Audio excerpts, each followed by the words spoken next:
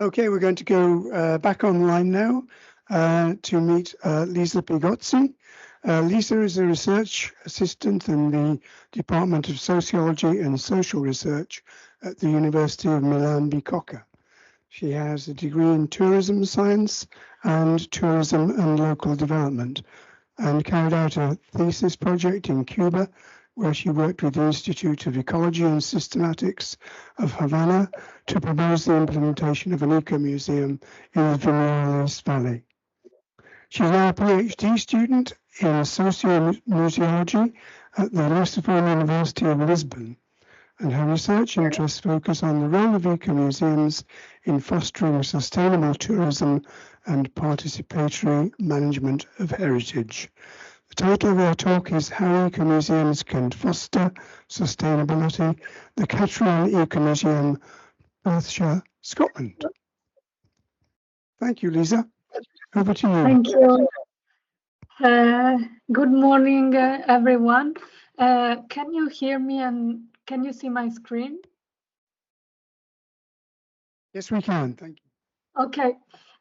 Good morning, and thank you very much to the organizer and to Professor Peter too, and to the other participants for this interesting opportunity. And I'm sorry for not being there, but I hope that we will meet in presence soon. So today I will present part of my PhD research, which is about the role of ecomuseums as a tool for sustainable and regenerative tourism. And we will see a little bit what ecomuseums are, but I think that everybody here well know. And we focus on their role on developing sustainable tourism. Ecomuseums have a lot of definitions, and they were compared to classical museum because they were made of heritage, territory, and population instead of collection, building, and public.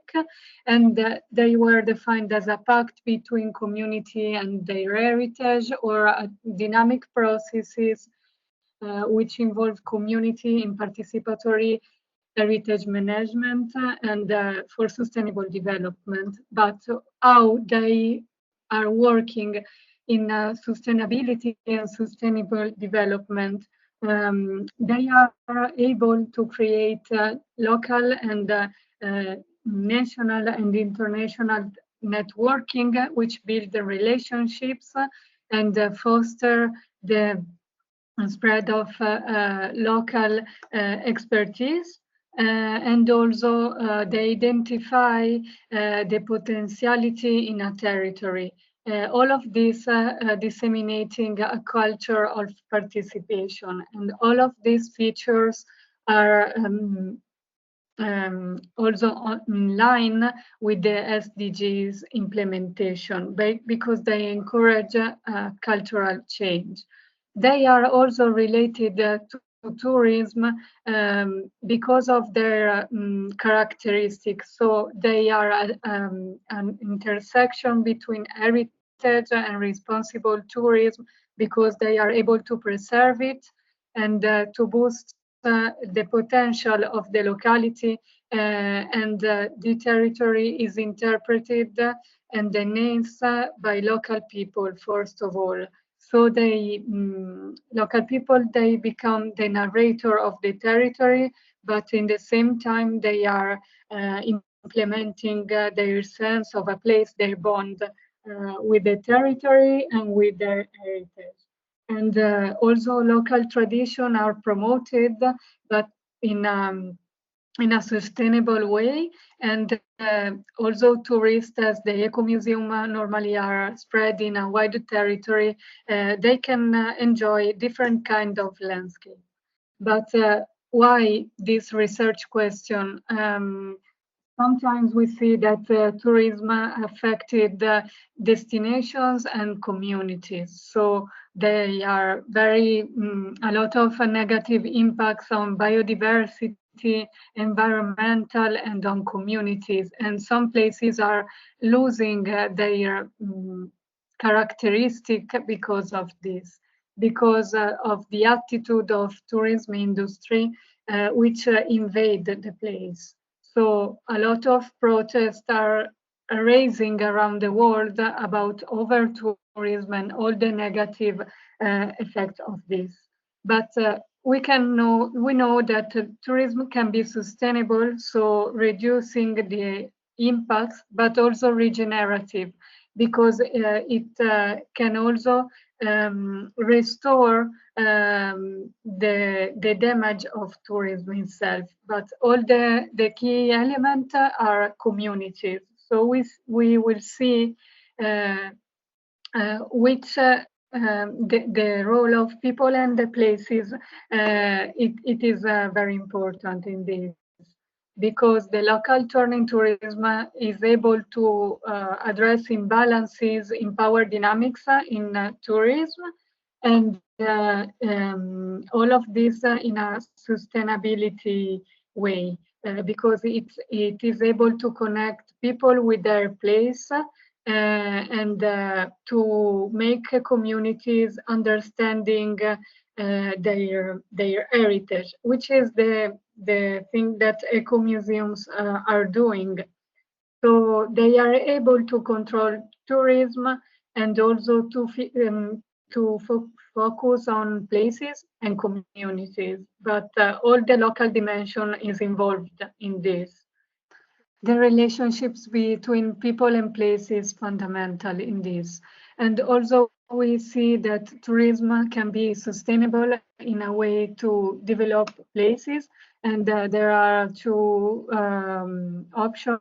So tourism could be a fundamental axis or a complementary activities. When it is the protagonist, all the destination become a local system, so a tourism district, while if it is combined with other activities, tourism doesn't become the principal. And so it can be useful for local development with the benefits with local communities, and also for enhanced local resource.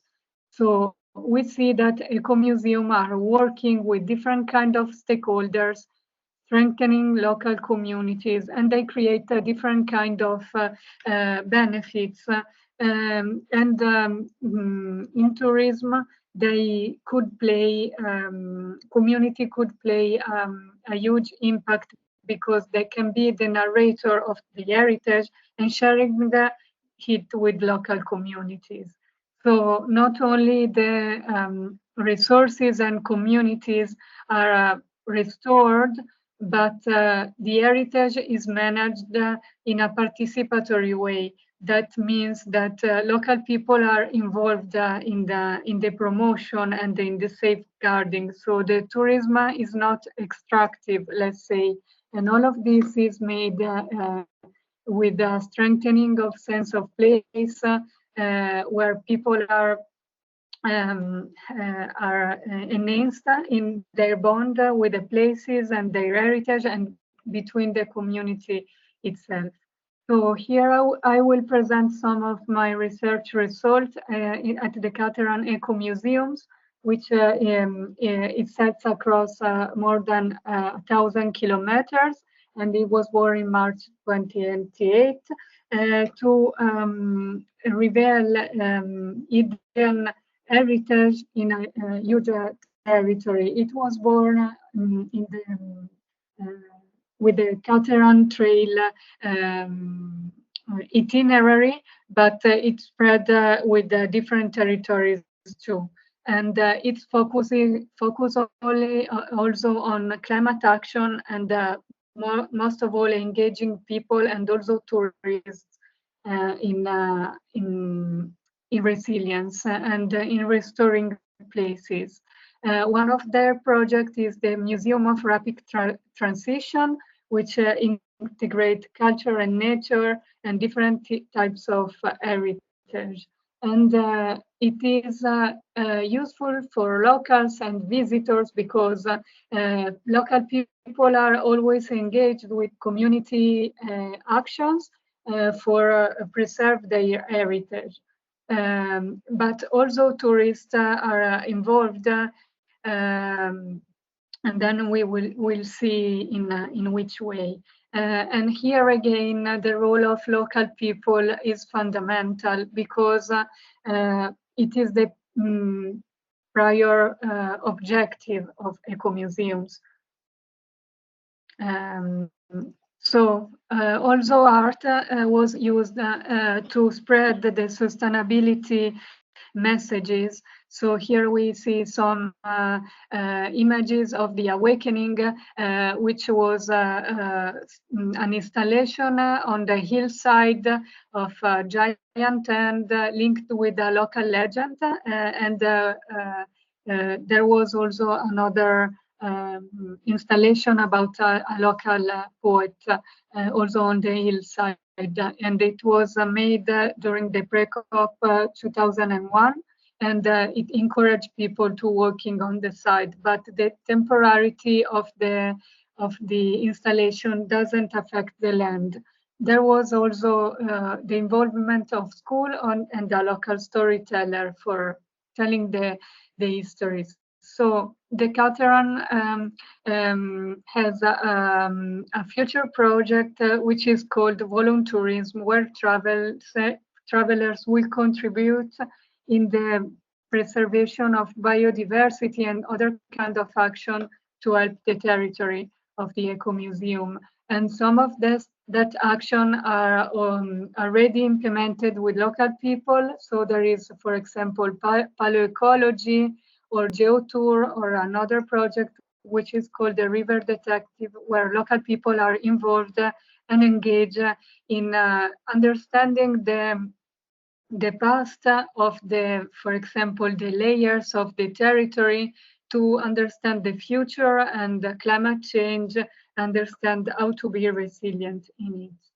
So tourism is promoted in different ways with films, with events. For example, this is the Dirty Dashes event about cycling.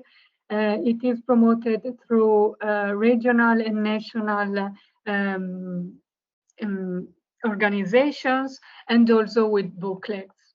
The website is very useful because it allowed people to create their own itinerary, and you can have a filter, so decide which kind of thematic you prefer, like history or others, and also slow mobility and access is promoted. You can also find pre-designed routes, and the online website allow to see specific photos and also interactive maps and audios. And when you go to the territory, you have other panels about biodiversity and other itineraries, so you are able to go on the territory by yourself. Also, local accommodation can be found in the website. So for boosting local communities, and also with in interactive maps. Slow mobility is a focus of the Ecomuseum, of course, and there are a lot of information of, for example, bike rentals, or how to get with the bus to the territory. But of course, as the territory it's in rural areas, they are isolated, so they are strengthening and weakness in this in the tourism promotion. So local community is engaged in exploration for free, and there are many partnerships for getting funds, such as with the Elite Development Trust, and the local economy is promoted. And also the environment is conservated in a participatory way with the kind of action I presented before. And the cultural offer in a rural setting is also implemented, but the funding are unstable because of a lot of reasons for the application, so they are not always available, and this could affect the planning of sustainability, which requires long-term planning, and so this could be it's difficult. And also the main tourist promoter, Visit Scotland, does not share completely the vision of regenerative and sustainable tourism. So, for example, they are not implementing accessibility with public transportation, and most of all, for example, buses are not able to transport bicycles. So sometimes you have to use the car. And also, as Ecomuseum is in a wide territory, they are not able to trace visitors. So to demonstrate the impacts for getting more funds from tourism, for example. So because local engagement is not considered for the tourism development. So basically, the regenerative tourism strategy started from local community, and there is a promotion. The strategy is a proximity tourism promotion for avoiding cars or other kind of transportation pollution. They are a workshop with local stakeholders for sharing this way of make tourism, and also the workshop about regenerative tourism and how to connect the people. And also the Ecomuseum was able to link a large landscape and territory in a cultural way. We see that through the website, tourists are kind of educated, because in sustainable tourism, I think that it's important to try to educate also travelers, so to change their attitude through the territories and through the communities. So stay locally and with a slow mobility, and share with local people, for example. So we see that even if ecomuseums are able to link culture and nature and promote local identity, fostering their pride, and consider all the territory in a holistic way for managing it. And the Catalan Ecomuseum is able to work on sustainability, involving different kind of topics, not only tourism, but art, and most of all, community engagement. It is able to promote regenerative tourism with some difficulties that we see, but they are able to continue to doing so. And they also trying to educate visitors, which is fundamental. One of the conclusions is that Ecomuseum should be officially recognized and financed for fostering this kind of tourism, because they have the potential to do it. But we see during the research and in this year that Ecomuseum, even they struggle with this finance instability or recognition. They are always working with the communities, and they are always doing their job, even if they are not recognized, let's say. So their potentiality is still working, let's say. Thank you very much.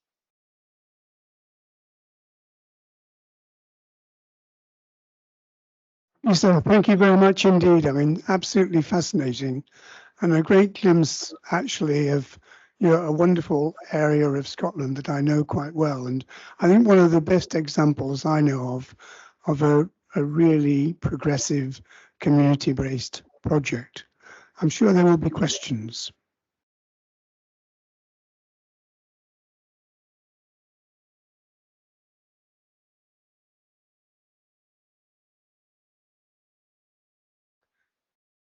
Thank you. Thank you so much. It's lovely to hear about somewhere near where I live that I've not visited. But I was interested in hearing a bit more about why you think Visit Scotland's vision doesn't align with Ecomuseums. Could you expand on that a bit for me, please? Okay. Thank you for the question. So this was a result of my research. It was part of my interviews result. Some people that I interviewed at the Ecomuseum said this to me because even if they could promote through this channel, Visit Scotland also promote other kind of tourism. So it's not focused on accessibility. They promote other very famous places, and so doesn't recognize the great work that Catalan is doing. So, for example, promote only they are promoting the offer of the Catalan, but the website, let's say the promotion of the line of promotion of Visit Scotland is not about regenerative tourism and sustainability. I think it's for this reason. Thank you very much, Lisa.